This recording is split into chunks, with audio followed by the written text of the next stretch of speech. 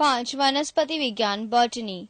विभिन्न प्रकार के पेड़ पौधों तथा उनके क्रियाकलापों के अध्ययन को वनस्पति विज्ञान बॉटनी कहते हैं। थियोफ्रेस्ट को वनस्पति विज्ञान का जनक कहा जाता है। 1. पादपों का वर्गीकरण। एक्लर ने 1883 ईस्वी में वनस्पति जगत का वर्गीकरण निम्न रूप से किया है। अपुष्पोद्भिद पौधा क्राइप्टोगैमस। इसे वर्ग के पौधों में पुष्प तथा बीज नहीं होता है। इन्हें निम्न समूह में बांटा गया। थैलोफाइटा। यह वनस्पति जगत का सबसे बड़ा समूह है। इस समूह के पौधों का शरीर सुकाए थैलस होता है, अर्थात पौधे जड़, तना एवं पत्ती आदि में विभक्त नहीं होते। इसमें संवहन उत्तक नहीं होता है। शैवाल एल्गी। शैवालों के अध्ययन को फाइकोलॉजी कहते हैं। शैवाल प्राय पर्णहरित युक्त, संवहन उत्तक रहित, आत्मपोषी, ऑटोट्रॉफिक होते हैं। इनका शरीर सुकाय सदृश होता है। लाभदायक शैवाल।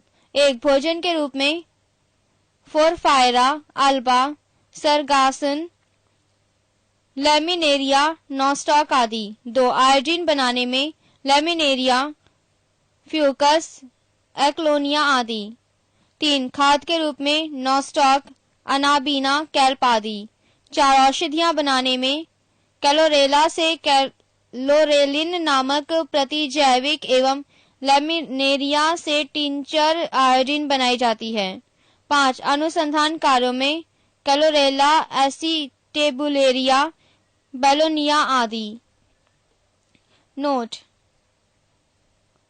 क्लोरेला नामक शैवाल को अंतरिक्ष यान के कैबिन के होज में उगाकर अंतरिक्ष यात्री को प्रोटीन युक्त भोजन, जल और ऑक्सीजन प्राप्त हो सकते हैं। कवक फंगी। इसके अध्ययन को कवक विज्ञान माइकोलॉजी कहा जाता है। कवक पर्णहरित रहित, संकेंद्रीय, संवहन उत्तक रहित थैलोफाइट है। कवक में संचित भोजन ग्लाइकोजन के रूप में रहता है। इनकी कोशिका भित्ति काइटिन की बनी है। पेज 381। कवक पौधों में गंभीर रोग उत्पन्न करते हैं। सबसे अधिक हानि रस्ट और स्मट से होती है। पौधों में कवक के द्वारा होने वाला प्रमुख रोग निम्न है: सरसों का सफेद rust, white rust of crucifer, गेहूं का ढीला smut, loose smut of wheat, गेहूं का किट्टू रोग, रस्ट ऑफ व्हीट, आलू की अंगमारी, ब्लाइट ऑफ पोटैटो, गन्ने का काल अपक्षय, red rot of sugarcane, मूंगफली का टिक्का रोग, टिक्का डिजीजेज ऑफ ग्राउंडनट, आलू का मस्सा रोग, वाट डिजीजेज ऑफ पोटैटो, धान की भूरी अर्ज चित्ती, brown leaf spot of rice, आलू की पछेला अंगमारी, लेट ब्लाइट ऑफ पोटैटो, प्रांकुरों का डंपिंग रोग, डंपिंग ऑफ सीडलिंग्स। जीवाणु बैक्टीरिया। इसकी खोज 1683 ईस्वी में हॉलैंड के एंटोनी वॉन ल्यूवेनहॉक ने की। जीवाणु विज्ञान का पिता ल्यूवेनहॉक को कहा जाता है। एहरेनवर्ग ने सन 1829 ईस्वी में इन्हें जीवाणु नाम दिया। 1843 से 1910 ईस्वी में रॉबर्ट कोच ने कॉलेरा तथा तपेदिक के जीवाणुओं की खोज की तथा रोग का जन्म सिद्धांत बताया। 1812 से 1892 ईस्वी लुई पास्चर ने रेबीज का टीका, दूध के पाश्चराइजेशन की खोज की। आकृति के आधार पर जीवाणु कई प्रकार के होते हैं। 1. छड़ाकार या बैसिलस, यह छड़नुमा या बेलनाकार होता है। 2. गोलाकार या कोकस, ये गोलाकार एवं सबसे छोटे जीवाणु होते हैं। 3. कोमा आकार या विब्रियो, अंग्रेजी के चिन्ह कोमा के आकार के, उदाहरण विब्रियो, कॉलेरी आदि। 4. सर्पिलाकार, स्पाइरलम, स्प्रिंग या स्क्रू के आकार के। एस्टोबैक्टर, एजोस्पाइरलिम तथा क्लोस्ट्रीडियम जीवाणु की कुछ जातियां स्वतंत्र रूप से मिट्टी में निवास करती हैं। वह मिट्टी के कणों के बीच स्थित वायु के नाइट्रोजन का स्थिरीकरण करती हैं। पेज 382। एनाबीना तथा नॉस्टॉक नामक साइनोबैक्टीरिया वायुमंडल की N2 का स्थिरीकरण करते हैं। राइजोबियम तथा ब्रेडिराइजोबियम इत्यादि जीवाणु की जातियां लेगुमिनोसी मटर कुल के पौधे की जड़ों में रहती हैं और वायुमंडलीय N2 का स्थिरीकरण करती हैं। दूध को अधिक दिनों तक सुरक्षित रखने के लिए इसका पाश्चीकरण करते हैं। इसमें दो विधियां होती हैं। एक, लो टेम्परेचर होल्डिंग मेथड, दूध को 62.8 डिग्री सेल्सियस पर 30 मिनट तक गर्म करते हैं। दो, high temperature short time method, दूध को 71.7 डिग्री सेल्सियस पर 15 सेकंड तक गर्म करते हैं। चर्म उद्योग में चमड़े से वालों और वसा हटाने का कार्य जीवाणुओं के द्वारा होता है। इसे चमड़ा कमाना, टैनिंग कहते हैं। आचार, मुरब्बे, शरबत को शक्कर की गाढ़ी चाशनी में या अधिक नमक में रखते हैं ताकि जीवाणुओं का संक्रमण होते ही जीवाणुओं का जीव द्रव्य कुंचन प्लाज्मोलाइसिस हो जाता है तथा जीवाणु नष्ट हो जाते हैं। इसीलिए आचार, मुरब्बे बहुत अधिक दिनों तक खराब नहीं होते। शीत संग्रहागार, कोल्ड स्टोरेज में न्यूनतम ताप -10 डिग्री सेल्सियस से -18 डिग्री सेल्सियस पर सामग्री का संचय करते हैं।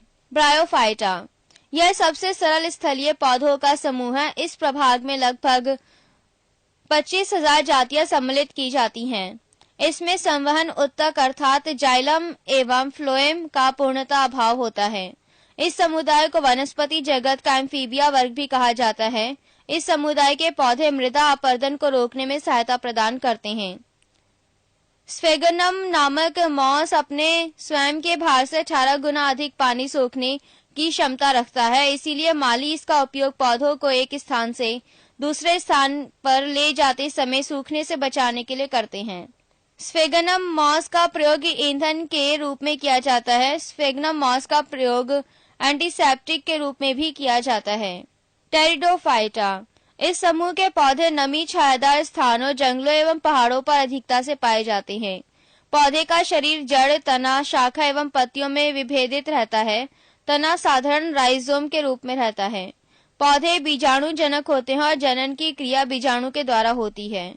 इस समुदाय के पौधों में संवहन उत्तक पूर्ण विकसित होते हैं, परंतु जाइलम में वेसेल्स एवं फ्लोएम में शहकोशाएं नहीं होती हैं। पुष्पोद्भिद या फूल वाला पौधा, फेनेरोगैमस, इस समूह के पौधे पूर्ण विकसित होते हैं। इस समूह के सभी पौधों में फूल, फल तथा बीज होते हैं। इस समूह के पौधों को दो उप समूहों में बांट सकते हैं, नग्न बीजी जिम्नोस्पर्म व आवृत बीजी एंजियोस्पर्म। पेज 383। नग्न बीजी जिम्नोस्पर्म, इनके पौधे वृक्ष, झाड़ी या आरोही के रूप में होते हैं। पौधे काष्ठकीय, बहुवर्षीय और लंबे होते हैं। इनकी मूसला जड़ें पूर्ण विकसित होती हैं। परागण की क्रिया वायु द्वारा होती है। ये मरुद्भिद जायरोफाइटिक होते हैं। वनस्पति जगत का सबसे ऊंचा पौधा सिकोया सेम्परवेरेंस इसी के अंतर्गत आता है। इसकी ऊंचाई 120 मीटर है। इसे कोस्ट रेडबुक ऑफ कैलिफोर्निया भी कहते हैं। सबसे छोटा अनावृत बीजी पौधा जैमिया पिग्मिया है। जीवित जीवाश्म साइकस, जिंगो बाइलोवा व मेटासिकोया है। जिंगो बाइलोवा को मैडन हेयर ट्री भी कहते हैं। साइकस के बीजांड तथा एवं नर युग्मक पादप जगत में सबसे बड़े होते हैं। पाइनस के परागणक कण इतनी तादाद में होते हैं कि पीले बादल सल्फर शॉवर्स बन जाते हैं। जिम्नोस्पर्म का आर्थिक महत्व, एक, भोजन के रूप में साइकस के तनों से मंड निकालकर खाने वाला साबूदाना बनाया जाता है, इसीलिए साइकस को सागो पाम कहते हैं। दो, लकड़ी, चीड़, पाइन, सिकोया, देवदार, स्प्रूस आदि की लकड़ी से फर्नीचर बनते हैं। तीन, वाष्पीय तेल, चीड़ के पेड़ से तारपीन का तेल, देवदार की लकड़ी से सेड्रस तेल तथा जूनिपेरस की लकड़ी से सेडकास्ट तेल मिलता है। चार, टैनिन, चमड़ा बनाने तथा स्याही बनाने में काम आता है। पांच, रेजिन, कुछ शंकु पौधों से रेजिन निकाला जाता है जिसका प्रयोग वार्निश, पॉलिश, पेंट आदि बनाने में होता है। आवृत बीजी एंजियोस्पर्म, इस उपसमूह के पौधों में बीज फल के अंदर होते हैं। इनके पौधों में जड़, पत्ती, फूल, फल एवं बीज सभी पूर्ण विकसित होते हैं। इस उपसमूह के पौधों में बीज पत्र होते हैं। बीज पत्रों की संख्या के आधार पर पौधों को दो वर्गों में विभाजित किया गया है। एक बीजपत्री पौधे, दो द्विबीजपत्री पौधे। एक बीजपत्री पौधे उन पौधों को कहते हैं जिनके बीज में सिर्फ एक बीज पत्र होता है। इनके कुल का नाम एवं प्रमुख पौधों का नाम निम्न सारणी में दी गई है। कुल का नाम: 1 लिलिएसी, प्रमुख पौधों का नाम लहसुन प्याज। 2 पाल्मी, सुपारी ताड़ नारियल खजूर। 3 ग्रेमिनेसी, गेहूं मक्का बांस गन्ना चावल ज्वार बाजरा जौ जई आदि। पेज 384। द्विबीजपत्री पौधे। इस वर्ग में वह पौधे आते हैं जिनके पौधों के बीजों में 2 पत्र होते हैं। इनके कुल का नाम एवं प्रमुख पौधों का नाम निम्न सारणी में दी गई है। कुल का नाम: 1 क्रूसीफेरी, प्रमुख पौधों का नाम मूली शलजम सरसों। 2 मालवेसी, कपास भिंडी गुड़हल। 3 लेगमिनोसी, बबूल छुईमुई कत्था गुलमोहर अशोक कचनार इमली तथा सभी दलहन फसल। 4 कंपोजिट, सूरजमुखी भृंगराज गेंदा कुसुम सलाद डहेलिया आदि। 5 रुटेसी, नींबू चकोतरा संतरा मुसम्पी बेल कत्ता कामिनी। 6 कुकुरबिटेसी, तरबूज खरबूजा टिंडा कद्दू लौकी जीरा ककड़ी परवल चिचिंडा करेला।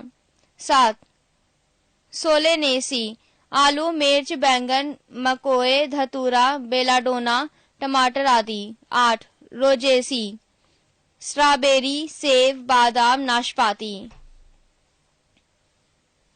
2 पादप आकारिकी, प्लांट मॉर्फोलॉजी। आकारिकी मॉर्फोलॉजी, विभिन्न पादप भागों जैसे जड़ तना पत्ती पुष्प फल आदि के रूपों तथा गुणों के अध्ययन को आकारिकी कहती हैं। जड़ रूट, जड़ पौधों का अवरोही भाग है जो मूलांकुर से विकसित होता है। जड़ सदैव प्रकाश से दूर भूमि में वृद्धि करती है। जड़ 2 प्रकार की होती हैं, 1 मूसला जड़ टैपरूट तथा 2 अपस्थानिक जड़ एडवेंटिटियस रूट। तना स्टेम, यह पौधे का वह भाग है जो प्रकाश की ओर वृद्धि करता है। यह प्रांकुर से विकसित होता है। यह पौधे का प्रभो तंत्र बनता है। पत्ती लीफ, यह हरे रंग की होती है। इसका मुख्य कार्य प्रकाश संश्लेषण क्रिया के द्वारा भोजन बनाना है। पुष्प फ्लावर, यह पौधे का जनन अंग है। पुष्प में बाह्य दलपुंज दलपुंज पुमंज और जायांग पाए जाते हैं। इनमें से पुमंग नर जननांग तथा जयांग मादा जननांग है। पेज 385। पुमंग, पुमंग में एक या एक से अधिक पुंकेसर स्टैमेन्स होते हैं। पुंकेसर में परागकण पॉलन ग्रेन्स पाए जाते हैं। जायांग, इसमें अंडप होते हैं। अंडप के 3 भाग होते हैं, अंडाशय ओवरी वृत्तिका स्टाइल एवं वतिकाग्र स्टिग्मा। परागण पॉलिनेशन, परागकोश एंथर से निकलकर अंडप के वर्तिकाग्र पर पराग कणों के पहुंचने की क्रिया को परागण कहते हैं। परागण 2 प्रकार से होते हैं, 1 स्व परागण सेल्फ पॉलिनेशन, 2 पर परागण क्रॉस पॉलिनेशन। निषेचन फर्टिलाइजेशन, पराग नली बीजांड में प्रवेश करके बीजांडकाय को भेदती हुई भ्रूण कोश तक पहुंचती है और पराग गणों को वहां छोड़ देती है। इसके बाद एक नर युग्मक एक अंड कोशिका से संयोजन करता है। इसे निषेचन कहते हैं। निषेचित अंड युग्मनज जाइगोट कहलाता है। आवृत बीजी एंजियोस्पर्म में निषेचन त्रिक संलयन ट्रिपल फ्यूजन, जबकि अन्य वर्ग के पौधों में द्विसंलयन डबल फ्यूजन होता है। अनिषेचक फलन पार्थेनोकार्पी, कुछ पौधों में बिना निषेचन हुए ही अंडाशय से फल बन जाता है। इस प्रकार बिना निषेचन हुए फल के विकास को अनिषेक फलन कहते हैं। साधारणतया इस प्रकार के फल बीज रहित होते हैं, जैसे केला पपीता नारंगी अंगूर एवं अनानास आदि। फल का निर्माण, फल का निर्माण अंडाशय से होता है। संपूर्ण फलों को 3 भागों में विकसित किया गया है। 1 सरल फल जैसे अमरूद केला आदि। 2 पुंज फल एग्रीगेट फ्रूट जैसे स्ट्रॉबेरी रस भरी। 3 संग्रथिक फल कंपोजिट फ्रूट कटहल शहतूत आदि। कुछ फलों के निर्माण को बाह्य दलपुंज या पुष्पासन आदि भाग लेते हैं। जैसे ऐसे फलों को असत्य फल फॉल्स फ्रूट कहते हैं, जैसे सेब कटहल आदि। कुछ फल एवं उसके खाने योग्य भाग। फल सेब खाने योग्य भाग पुष्पासन, नाशपाती पुष्पासन, आम मध्य फल भित्ति, अमरूद फल भित्ति बीजांडसन, अंगूर फल भित्ति बीजांडसन, पपीता मध्य फल भित्ति, नारियल भ्रूणपोष, टमाटर फल भित्ति एवं बीजांडसन, केला मध्य एवं अंतः भित्ति, गेहूं भ्रूणपोष एवं भ्रूण, काजू पुष्पवृंत बीजपत्र, लीची एरिल, चना बीजपत्र एवं भ्रूण, मूंगफली बीजपत्र एवं भ्रूण, शहतूत रसीले परिदल पुंज, कटहल परिदल पुंज एवं बीज, अनानास परिदल पुंज, नारंगी जूसी हेयर। पेज 386। 3 पादप उत्तक प्लांट टिश्यू। उत्तक टिश्यू समान उत्पत्ति संरचना एवं कार्यों वाली कोशिकाओं के समूह को उत्तक टिश्यू कहते हैं। विभज्योतिकी उत्तक मेरिस्टेमेटिक टिश्यू पौधे के वर्धी क्षेत्रों ग्रोइंग रीजन्स को विभज्योतक मेरिस्टेम कहते हैं। इनमें से बनी संतति कोशिकाएं वृद्धि करके पौधे के विभिन्न अंगों का निर्माण करती हैं। यह प्रक्रिया पौधे के जीवन पर्यंत चलती है। विभज्योतिकी उत्तक के विशिष्ट लक्षण निम्न हैं। 1. यह गोल अंडाकार या बहुभुजाकार होती है। 2. इनकी भित्तियां पतली तथा एक सार होमोजीनियस होती हैं। 3. जीव द्रव्य सघन केंद्रक बड़े तथा रसधानी छोटी होती है। 4. कोशिकाओं के बीच अंतर कोशिकीय स्थानों का अभाव होता है। शीर्षस्थ अभिज्योतक एपिकल मेरिस्टेम्स यह उत्तक जड़ों अथवा तनों के शीर्षों पर पाए जाते हैं तथा पौधे की प्राथमिक वृद्धि विशेषकर लंबाई में इन्हीं के कारण होती है। पार्श्व विभज्योतक लेटरल मेरिस्टेम्स इनमें विभाजन होने से जड़ तथा तने के घेरे गिर्थ में वृद्धि होती है, अर्थात इससे तना एवं जड़ की मोटाई में वृद्धि होती है। अंतर्वेशी विभज्योतक इंटरकैलरी मेरिस्टेम्स यह वास्तव में शीर्षस्थ विभज्योतक का विशेष है जो बीच में स्थायी उत्तकों के आ जाने से अलग हो गए हैं। इनकी क्रियाशीलता से भी पौधा लंबाई में वृद्धि करता है। इसकी महत्ता वैसे पौधे के लिए है जिनका शीर्षाग्र को शाकाहारी जानवर खा जाते हैं। शीर्षाग्र खा लिए जाने पर ये पौधे अंतर्वेशी विभज्योतक की सहायता से ही वृद्धि करते हैं, जैसे घास। स्थायी उत्तक परमानेंट टिश्यू स्थायी उत्तक उन परिपक्व कोशिकाओं के बने होते हैं जो विभाजन की क्षमता खो चुके हैं तथा विभिन्न कार्यों को करने के लिए विभेदित हो चुकी है। ये कोशिकाएं मृत अथवा जीवित हो सकती हैं। सरल उत्तक सिंपल टिश्यू यदि स्थायी उत्तक एक ही प्रकार की कोशिकाओं के बने होते हैं तो इन्हें सरल उत्तक सिंपल टिश्यू कहते हैं। जटिल उत्तक कॉम्प्लेक्स टिश्यू यदि स्थायी उत्तक एक से अधिक प्रकार की कोशिकाओं के बने होते हैं तो इन्हें जटिल उत्तक कहते हैं। पेज 387 जाइलम इसे प्राय कास्ट वुड भी कह देते हैं। यह संवहनी उत्तक है। इसके दो मुख्य कार्य हैं। 1. जल एवं खनिज लवणों का संवहन एवं 2. यांत्रिक दृढ़ता प्रदान करना। पौधे की आयु की गणना जाइलम उत्तक के वार्षिक वलय को गिनकर की ही जाती है। पौधे की आयु के निर्धारण की यह विधि डेंड्रोक्रोनोलॉजी कहलाती है। फ्लोएम यह भी एक संवहन उत्तक है। इसका मुख्य कार्य पत्तियों द्वारा बनाए गए भोजन के पौधे के अन्य भागों में पहुंचाना है। 4. प्रकाश संश्लेषण फोटोसिंथेसिस पौधों में जल प्रकाश पर्णहरित तथा कार्बन डाइऑक्साइड की उपस्थिति में कार्बोहाइड्रेट के निर्माण को प्रकाश संश्लेषण कहते हैं। प्रकाश संश्लेषण के लिए आवश्यक है कार्बन डाइऑक्साइड, पानी, क्लोरोफिल और सूर्य का प्रकाश। स्थलीय पौधे वायुमंडल से कार्बन डाइऑक्साइड लेते हैं जबकि जलीय पौधे जल में घुली हुई कार्बन डाइऑक्साइड लेते हैं। पत्ती की कोशिकाओं में जल शिरा से परासरण ऑस्मोसिस द्वारा एवं CO2 वायुमंडल से विसरण डिफ्यूजन द्वारा जाता है। प्रकाश संश्लेषण के लिए आवश्यक जल पौधों की जड़ों के द्वारा अवशोषित किया जाता है एवं प्रकाश संश्लेषण के दौरान निकलने वाला ऑक्सीजन इसी जल के अपघटन से प्राप्त होता है। क्लोरोफिल पत्तियों में हरे रंग का वर्णक है। इसके 4 घटक हैं chlorophyll A, chlorophyll B, carotene तथा ज़ैंथोफिल। इनमें क्लोरोफिल A एवं B हरे रंग का होता है और ऊर्जा स्थानांतरित करता है। यह प्रकाश संश्लेषण का केंद्र होता है। क्लोरोफिल के केंद्र में मैग्नीशियम का एक परमाणु होता है। क्लोरोफिल प्रकाश में बैंगनी, नीला तथा लाल रंग को ग्रहण करता है। प्रकाश संश्लेषण की दर लाल रंग के प्रकाश में सबसे अधिक एवं बैंगनी रंग के प्रकाश में सबसे कम होती है। प्रकाश संश्लेषण की क्रिया एक उपचयन, ऑक्सीडेशन, अपचयन, रिडक्शन की अभिक्रिया है। इसमें जल का उपचयन ऑक्सीजन के बनने में तथा कार्बन डाइऑक्साइड का अपचयन ग्लूकोज के निर्माण में होता है। प्रकाश संश्लेषण क्रिया की दो अवस्थाएं होती हैं। एक, प्रकाश रासायनिक क्रिया, फोटोकेमिकल रिएक्शन। दो, रासायनिक प्रकाशहीन क्रिया, डार्क केमिकल रिएक्शन। एक, प्रकाश रासायनिक क्रिया। यह क्रिया क्लोरोफिल के ग्रेना भाग में संपन्न होती है। इसे हिल क्रिया, हिल रिएक्शन भी कहते हैं। इस प्रक्रिया में जल का अपघटन होकर हाइड्रोजन आयन तथा इलेक्ट्रॉन बनता है। जल के अपघटन के लिए ऊर्जा प्रकाश से मिलती है। इस प्रक्रिया के अंत में ऊर्जा के रूप में एटीपी तथा NADPH निकलता है, जो रासायनिक प्रकाशहीन प्रतिक्रिया संचालित करने में मदद करता है।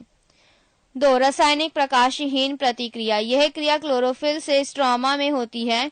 इस क्रिया में कार्बन डाइऑक्साइड का अपचयन होकर शर्करा स्टार्च बनता है।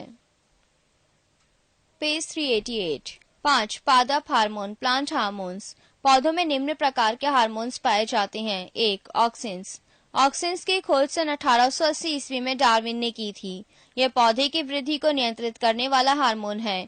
इसका निर्माण पौधे के ऊपरी हिस्सों में होता है। इसके प्रमुख कार्य हैं: 1. इसके कारण पौधों में शीर्ष की प्रमुखता हो जाती है और पार्श्वीय कक्षीय कलिकलाओं की वृद्धि रुक जाती है। 2. यह पत्तियों का विलयन रोकता है। 3. यह खरपतवार को नष्ट कर देता है। 4. इसके द्वारा अनिषेक फल प्राप्त किए जाते हैं। 5. यह फसलों को गिरने से बचाता है।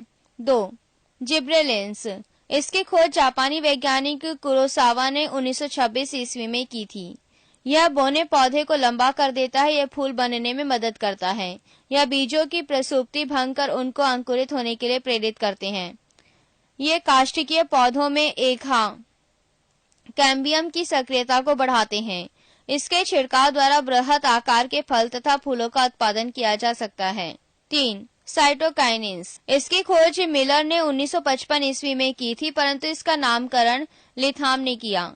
यह प्राकृतिक रूप से ऑक्सीजन के साथ मिलकर काम करते हैं। यह ऑक्सिन्स की उपस्थिति में कोशिका विभाजन और विकास में मदद करता है। यह जीर्णता को रोकता है। यह RNA एवं प्रोटीन बनाने में सहायक है। 4. Abscisic acid. इस हार्मोन की खोज पहले 1961 से 65 ईस्वी में कांस एवं एडिकोट तथा बाद में वेरिंग ने की। यह वृद्धि रोधक हार्मोन है। यह बीजों को सुषुप्तावस्था में रखता है। यह पत्तियों के विलंघन में मुख्य भूमिका निभाता है। यह पुष्पन में बाधक होता है। 5. एथिलीन। यह एकमात्र ऐसा हार्मोन है जो गैसीय रूप में पाया जाता है।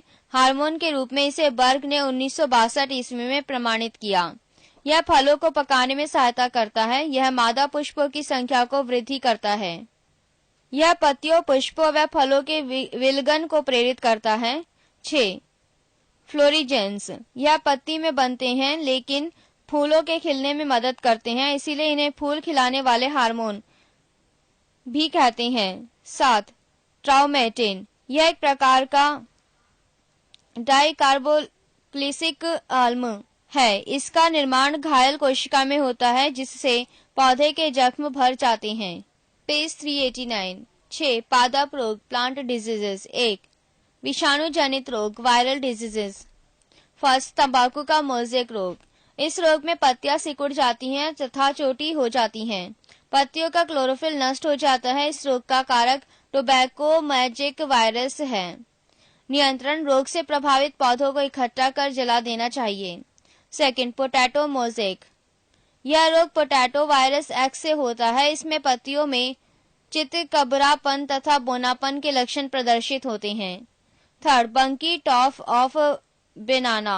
यह रोग बनाना वायरस 1 द्वारा होता है। इस रोग में पौधे बोने तथा सभी पत्तियां शिखा पर गुलाबवत एकत्रित हो जाती हैं। 4. रंग परिवर्तन, कलर चेंज।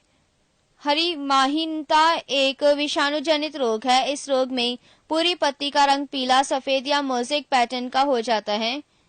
वेन क्लियरिंग में शिराएं पीली व अन्य भाग हरे तथा वेन बैंडिंग में शिराएं हरी व अन्य भाग में हरी महीनता होती हैं। 2. जीवाणु जनित रोग बैक्टीरियल डिजीजेस। फर्स्ट, आलू का शिथिल रोग विल्ट डिजीजेस ऑफ पोटैटो। इसको रिंग रोग के नाम से भी जानते हैं क्योंकि जाइलम का भूरा रिंग बन जाता है। इस रोग का कारक स्यूडोमोनास सोलेनेसेरियम नामक जीवाणु है। इस रोग में पौधे का संवहन तंत्र प्रभावित होता है।